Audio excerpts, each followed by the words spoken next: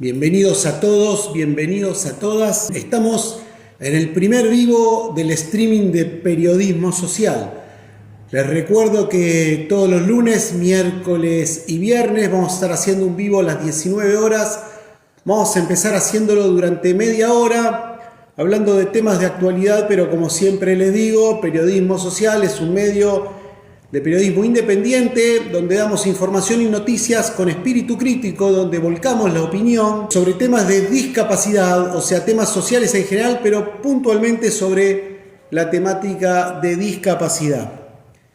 Vamos a ir viendo que se va sumando la gente. Igualmente les cuento que al ser un vivo nuevo, lo vamos a dejar después, lo vamos a colgar en TikTok, lo vamos a subir a Instagram, a Facebook, se va a compartir por YouTube también. Todas mis redes, como la de TikTok, es @periodismosocialgw. Aclaramos que aquí no hay periodismo que hace campaña ni a Milei, ni al kirchnerismo, ni a ningún otro espacio político. Por supuesto, como toda persona, como todo periodista, está atado a su forma de pensar, de ver las cosas y su idiosincrasia. Por supuesto, si hacemos periodismo social, se tiene que sobreentender que quien les habla tiene una mirada social y que lucha y defiende a los colectivos más vulnerados de la sociedad. Por ende, periodismo social tiene una mirada muy crítica al gobierno de Javier Milei, pero también lo hemos sido al gobierno de Alberto, de Macri y de Cristina. Pero bueno, para ir tocando el tema importante, el tema que nos va a llevar seguramente este rato que vamos a estar en vivo, son los audios de Diego Spagnuolo, ¿no? Los audios de quien Javier Milei puso como director de la Agencia Nacional de Discapacidad para ajustar al colectivo de discapacidad. Porque si bien ellos lo presentaban como que Diego Spagnuolo era la persona que venía a hacer las auditorías y a ver los curros que había por gobiernos anteriores con el colectivo de discapacidad y iban a auditar las pensiones que le han quitado a muchas personas con discapacidad por el solo hecho de no haberse presentado o acusado de recibo a la carta que les mandaban desde el ANDIS, muchas veces a direcciones erróneas, a direcciones que eran viejas. Pero bueno, vamos a empezar con el tema este. Mientras diputados de la Nación la semana pasada estaba discutiendo y votando para frenar al veto de Javier Milei, que quiso anular la ley de emergencia en discapacidad, ley que vino a poner un poquito de dignidad al colectivo, a los prestadores y a las familias, diputados estaba votando, buscando los 2/3 que ya estaban prácticamente garantizados, y así fue. Pero mientras se votaba anular el veto en diputados, empezaron a aparecer audios que es cierto que llaman mucho la atención, que justo aparecieron en ese momento.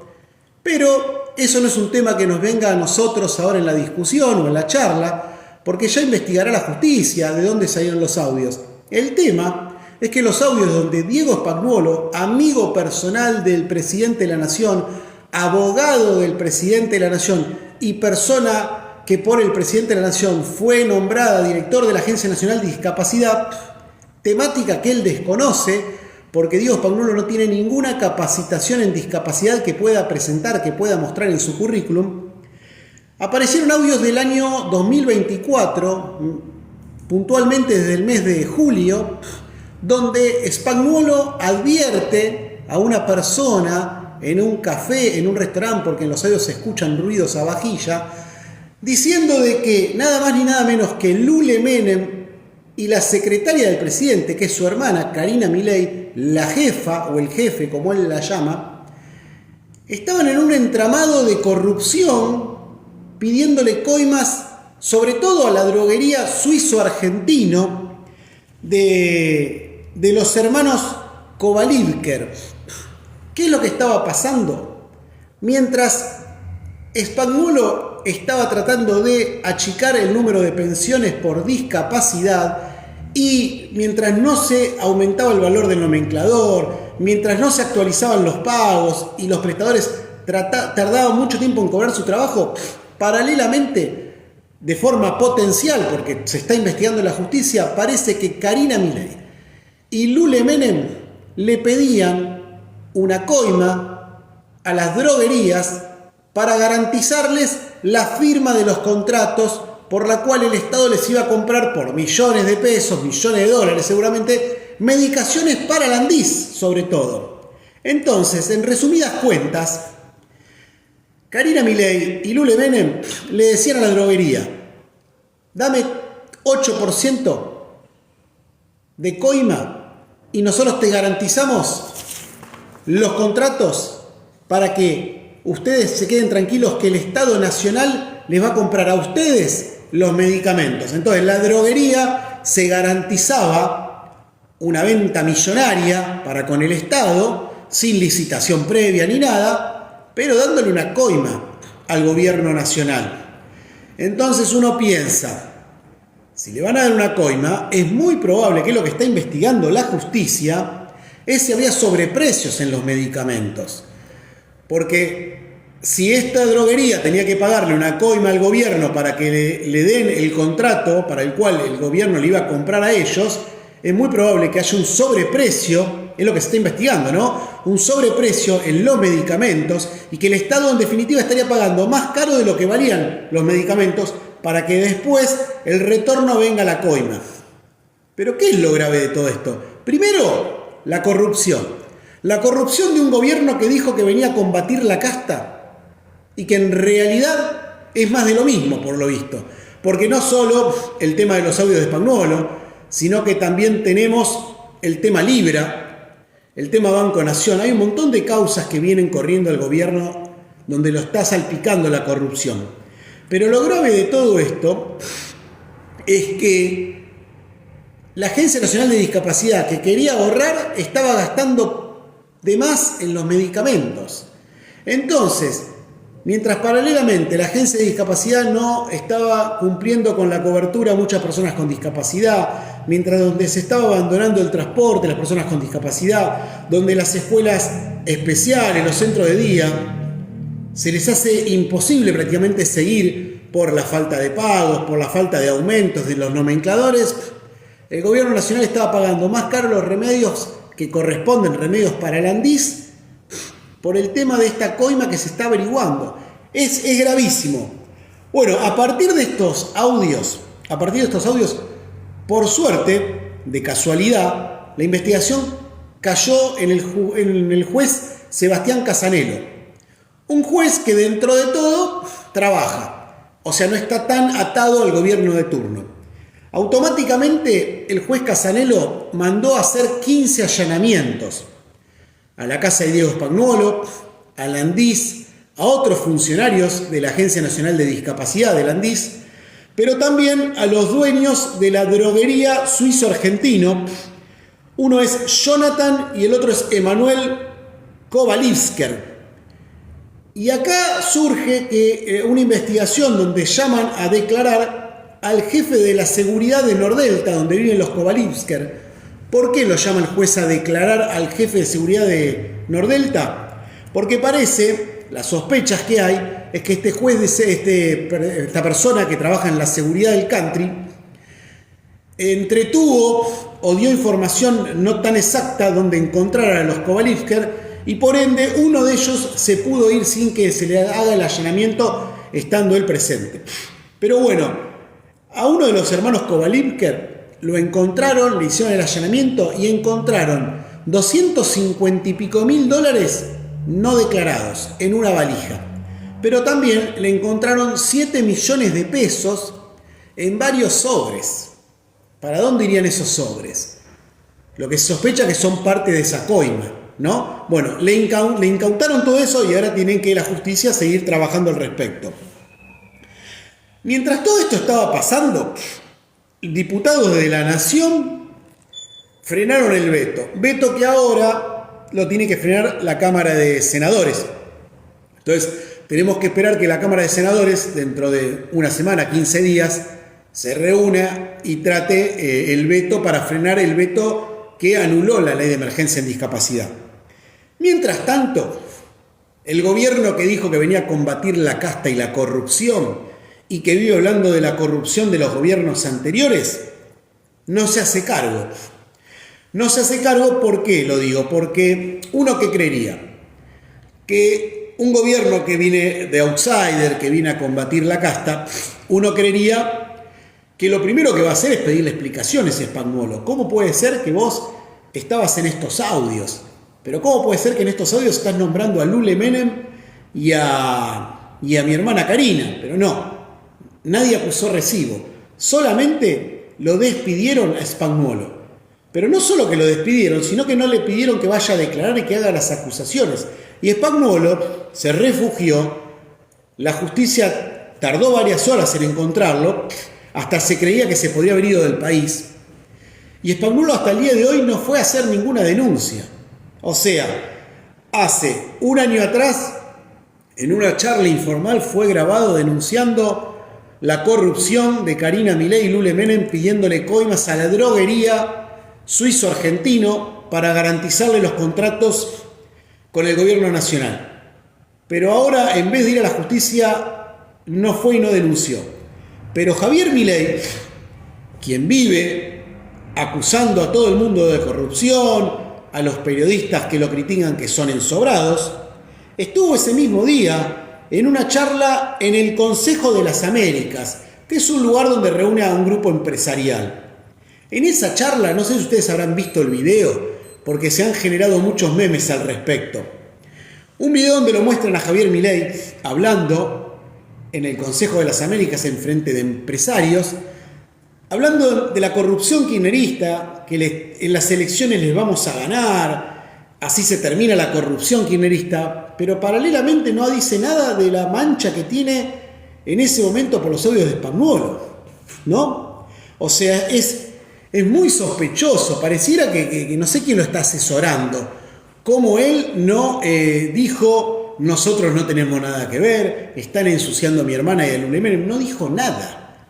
El vocero Adorni tampoco salió a tuitear y a decir nada. El Gordo Dan, este personaje que vive tuiteando, insultando a todo el mundo, discriminando a mucha gente, ya sea porque es del colectivo LGTB o al chico Ian que tiene autismo, el chico autista que salió a increparlo porque para defenderlo a Milei cuando Milei lo trató de cuca. El Gordo Dan desapareció, no tuiteó nada. Entonces, ¿no les da que pensar que mientras en todos los medios de comunicación, es más, hoy se mostró una encuesta donde el 70% de la población está al tanto de los audios de Spagnuolo?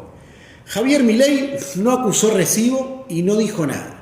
Karina Milei no solo que no salió a decir yo no tengo nada que ver, sino que recientemente estuvo en La Matanza haciendo campaña para las elecciones próximas legislativas, donde se le escuchó dar un discurso diciendo que el kirchnerismo nunca más, que no nos van a venir a robar los votos, hablando de que en teoría el kirchnerismo le iba a boicotear las elecciones, por eso estaba pidiendo que la gente fiscalice para Libertad Avanza, pero que eso también hay que decirlo. Dijo que no le van a venir a robar los votos cuando nunca nadie le robó los votos a Milei, porque no hubo ninguna denuncia en la justicia de que en las elecciones para presidente, en las primeras, y ni en el balotaje hubo denuncias que le hayan robado votos a Javier Milei. Entonces no sabemos para qué Karina decía que no nos roben los votos cuando nadie le robó votos a Milei y fue presidente. Pero volvamos a eso, Karina en ningún momento dijo me están ensuciando, es mentira, sino que trató de corruptos a los anteriores. Que al margen de que los hayan sido o no, a ella, que es la mano derecha del presidente, le estén diciendo vos estás pidiendo coimas, el amigo personal de tu hermano, ex director del Andis, te acusó en unos audios donde vos con Lule Menem pedían coimas y ellos no acusan recibo. El hermetismo que hay en el gobierno nacional las primeras 48 horas fue terrible. Recientemente, Martín Menem salió a hacer 2 entrevistas en televisión. Creo que hoy a la noche va a estar con Luis Majul. Y estuvo con Laje a la mañana, donde Martín Menem salió a decir que él pone las manos en el fuego por Karina y por su primo Lule. Bueno, que un Menem ponga las manos en el fuego por otro Menem, tan quemados los Menem, ¿no? Que la verdad, bueno, pero no, hablando en serio, es increíble cómo desde este gobierno que venía a combatir la corrupción en la casta, gente propia de su gobierno sale a decir esto en off, porque fue en un audio grabado, y no tienen cómo defenderse. Es muy probable que ellos no quieran salir a hablar mucho porque no saben qué otros audios van a aparecer, ¿no? Me pongo en el lugar del gobierno nacional.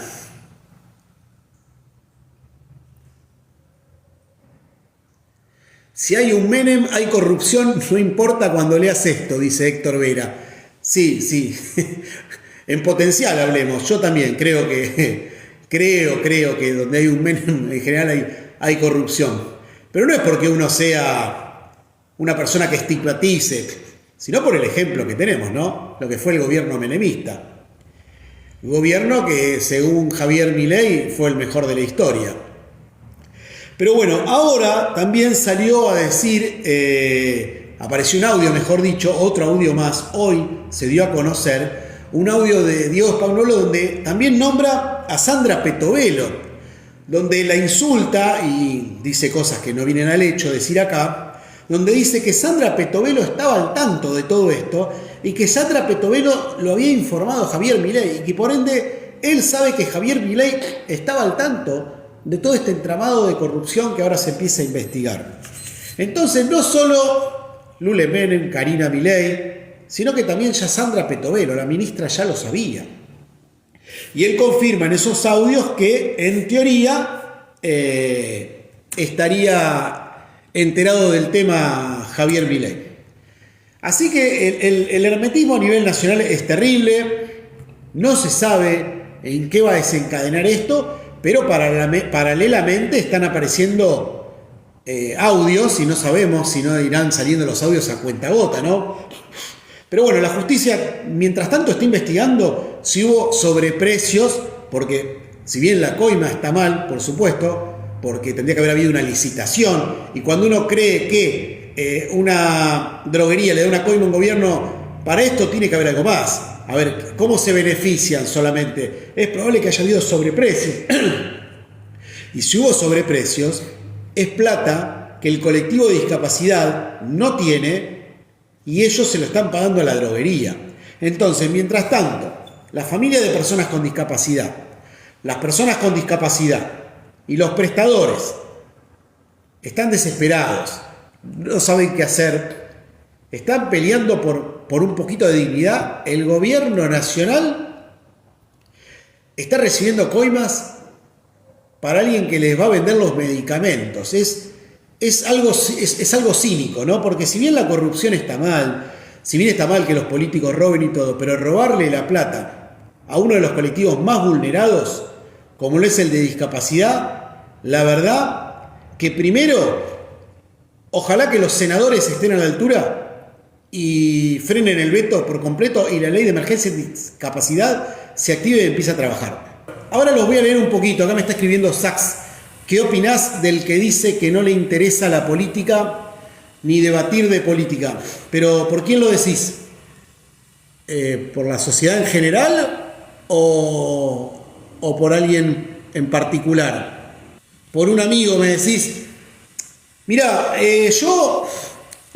sinceramente todo es política. Yo acá estoy haciendo política, no para un partido. Pero si yo doy mi opinión y digo que estoy a favor del colectivo de discapacidad y a favor de los jubilados, y que creo que los jubilados tienen que tener un aumento, y que me duele muchísimo que por dos diputados no se haya podido frenar el veto, y cuando yo digo que cito a la Convención Internacional de los Derechos de las Personas con Discapacidad, que tiene jerarquía constitucional, y que la propia Convención dice que los fondos para que no se vulneren los derechos de las personas con discapacidad tienen que salir de donde sea, hasta pedirle plata al Fondo Monetario Internacional, estoy haciendo política. Y sí, hablamos de temas políticos. Yo hablo con muchos padres, madres y prestadores de personas con discapacidad y justamente les digo que se tienen que involucrar en política, ya sea partidaria, por movimientos, pero hay que hacer política, porque en la política es la que es el instrumento de transformación. Si queremos que se dejen de vulnerar los derechos, es a través de política. O sea, las marchas que hubo en la calle del colectivo de discapacidad, que logró sensibilizar, que logró que los diputados voten y los senadores voten y que se apruebe la ley de emergencia en discapacidad, fue hacer política, es una presión. Marcela me dice, ¿y cómo ves que siga el tema, la ley de discapacidad? No, yo creo que más con estos audios, a ver, no puedo imaginarme que un senador hoy vaya a la Cámara Alta y vote en contra de frenar el veto. Yo creo que si un senador quiere apoyar a Milei, quiere que el veto siga en pie, para mí no se va a presentar. O sea, ni abstenerse en el voto, no se va a abstener.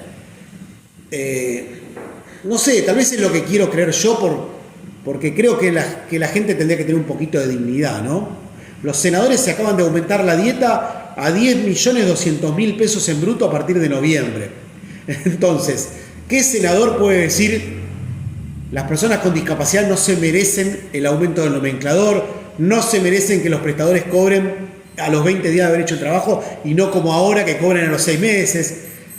Los transportistas tienen que dejar de trabajar transportando personas con discapacidad, no se merecen que se les pague más. O sea, se les tendría que caer la cara de vergüenza a los senadores.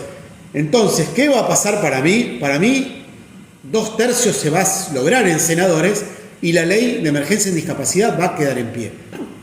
Si no queda en pie, acá vamos a seguir criticando al gobierno y luchando para que el gobierno, que logró tener ese veto, aumente y arregle las cosas como son. Porque la ley de emergencia en discapacidad vino a presionar y a obligar al gobierno que cumpla las leyes que ya tenemos. Porque la ley de emergencia en discapacidad no tendría que haber nacido. ¿Pero por qué nació la ley de emergencia en discapacidad? Porque ya no se aguantaba más y porque había que poner en agenda lo mal que estaba el colectivo de discapacidad y lo mal que estaban las familias. Lamentablemente, las familias tuvieron que salir a la calle, tuvieron que salir a hablar por medio de comunicación, tuvieron que salir a exponerse, ellas, sus familias con discapacidad. Los prestadores tuvieron que dejar de trabajar para salir a marchar, para que los diputados y los senadores se pongan los pantalones largos y hagan caso a lo que se está pidiendo a la sociedad, que defiendan. Los diputados de la nación son votados para defender los derechos del pueblo. Entonces, bienvenido que los diputados lograron los 2/3 de los votos. Lo que sí, yo, ya que estamos hablando de hacer política, le digo a mis conocidos, a la gente que escucho, es más, tengo algún video que subí a mis redes, donde digo que los jubilados, las familias de los jubilados que cobran la mínima, las personas con discapacidad, las familias de las personas con discapacidad, tenemos que mirar a quién vamos a votar para las próximas elecciones. Yo no voy a decir a quién hay que votar, pero sí lo que habría que mirar es decir, bueno, a ver, anotemos en un papel, busquemos en internet quiénes son los diputados de la nación que votaron a favor de la ley de emergencia en discapacidad y después quiénes votaron a favor de frenar el veto. Entonces, ¿de qué partido fueron? Yo se los voy a decir. Todos los diputados de la coalición cívica ARI, que es el partido de Elisa Carrió, votó a favor de la ley de emergencia en discapacidad y de frenar el veto. Todo lo que fue el Unión por la Patria, lo que sería el kirchnerismo, el peronismo de Unión por la Patria, votó a favor de la ley de emergencia en discapacidad y de frenar el veto. El Partido Socialista, con la diputada Mónica Fein y Esteban Paulón, lo mismo. Votaron a favor de la ley de emergencia en discapacidad y de frenar el veto. Los radicales que responden al médico Facundo Manes, lo mismo. Votaron a favor del colectivo de discapacidad. Y los radicales de Loredo, el cordobés, que si bien de Loredo le viene votando todo a Milei, también votó a favor del colectivo de discapacidad. Y me estaba olvidando, perdón, del FIT, del Frente de Izquierda, que sería Bregman, Del Caño, el jujeño, que no me acuerdo el nombre, Vilca, creo que se llama, Vilca, o algo así, perdón, también votó a favor del colectivo de discapacidad. Después hubo algunos partidos menores, provinciales, que también. ¿Quiénes votaron en contra del colectivo de discapacidad? ¿Quiénes votaron en contra de la ley de emergencia en discapacidad? ¿Y quiénes quisieron que el veto se mantenga en pie, los diputados de La Libertad Avanza y la gran mayoría del PRO. Hay algunos del PRO que no. Hay algunos del PRO que tuvieron un poco de dignidad y apoyaron al colectivo de discapacidad. Y también hay que nombrar que, por ejemplo, ex diputadas de La Libertad Avanza, que llegaron con La Libertad Avanza, como esta chica Arrieta, una chica rubia, que no sé si ustedes se acuerdan que una vez se la criticó mucho porque fue a votar con unos patitos de juguete en la cabeza. ¿Por qué no recomendás que busquen quiénes son los que dañaron más a los jubilados? A los jubilados, ahora termino y hablamos de los jubilados. Arrieto y esta chica que es periodista, Pagano, que entraron con La Libertad Avanza, ellas también votaron a favor de la ley de emergencia en discapacidad y de frenar el veto. O sea, ahí le dije qué espacios, porque no puedo dar los nombres, qué espacios son los que apoyaron al colectivo de discapacidad. Como también hemos visto a los socialistas, Esteban Paulón, a la gente de Santa Fe, Mónica Fein, al FIT, a Maximiliano Ferrado de la Coalición Cívica, que han marchado con el colectivo de discapacidad, y gente de Unión por la Patria. Ahora bien, últimos 4 minutos del vivo, mientras tanto los leo, el que quiera puede escribir. A los jubilados los perjudicaron todos. Cristina Kirchner vetó el 82% móvil. Yo fui muy crítico, yo no estaba haciendo periodismo en redes, pero Cristina Kirchner frenó el 82% móvil a los jubilados. Eso también hay que recordarlo, por supuesto. Hay gente que apoya a Cristina, que dice otro contexto, los jubilados no estaban tan mal, nada. Lo que es real, que el gobierno de Cristina Kirchner había frenado el 82% móvil. 82% móvil que sí quería otorgarlo la Coalición Cívica, el Partido Socialista de Santa Fe, que está a nivel nacional, y otros partidos más. Eso hay que decirlo. Pero ahora, lo grave de lo que está pasando con los jubilados sin discapacidad es que la inflación terrible que ocurrió el primer semestre del 2024, nunca el aumento de los jubilados ni en lo que fue de discapacidad acompañó esa inflación. Ahí está el gran problema. Ahí está el gran problema. Por eso es la emergencia en discapacidad. A veces mucha gente de Milei me ha escrito en alguno de los videos y me pone, pero la discapacidad siempre estuvo mal. Por supuesto que siempre estuvo mal. Por supuesto que siempre estuvo mal el colectivo de discapacidad. Lo que sí hay que reconocer que una época que estaban mal, vivíamos bajo el modelo médico hegemónico de la discapacidad.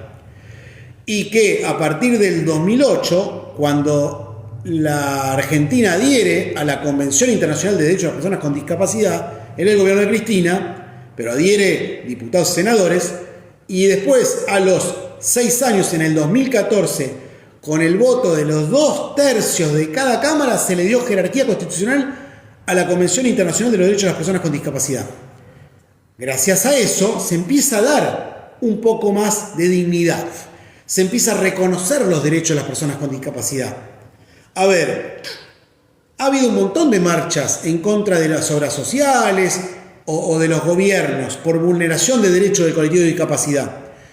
El problema es que recordemos que hasta que asumió Milei, las pensiones se llamaban pensiones no contributivas por discapacidad, donde era mucho más amplio. O sea, a la hora de pedir la pensión, no se evaluaba un porcentaje de invalidez laboral como sí lo hizo Javier Milei con Diego Spagnuolo. Al requerir ese porcentaje de invalidez, estamos volviendo al modelo médico. Al modelo médico, que un día voy a hacer un vivo hablando de los 3 modelos que hubo en discapacidad.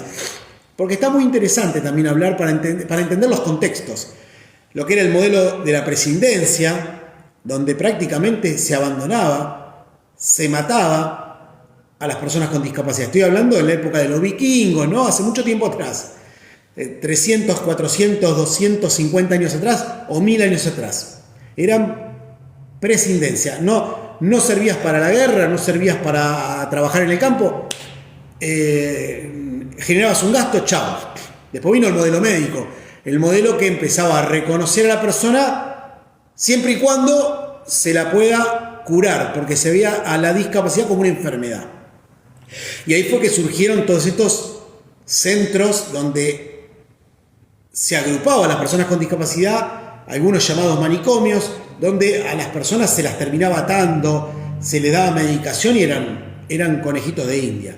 Hasta que gracias a que el colectivo de discapacidad en la década del 40 y 50 se empezó a movilizar y empezó a crear un movimiento social de la discapacidad, exigiéndole a las naciones, que después fueron la ONU, que reconozcan al colectivo de discapacidad como cualquier otro colectivo, como cualquier otra minoría, como fueron los esclavos, como fueron las mujeres que se manifestaron pidiendo por sus derechos. Y ahí surgió el modelo social de la discapacidad.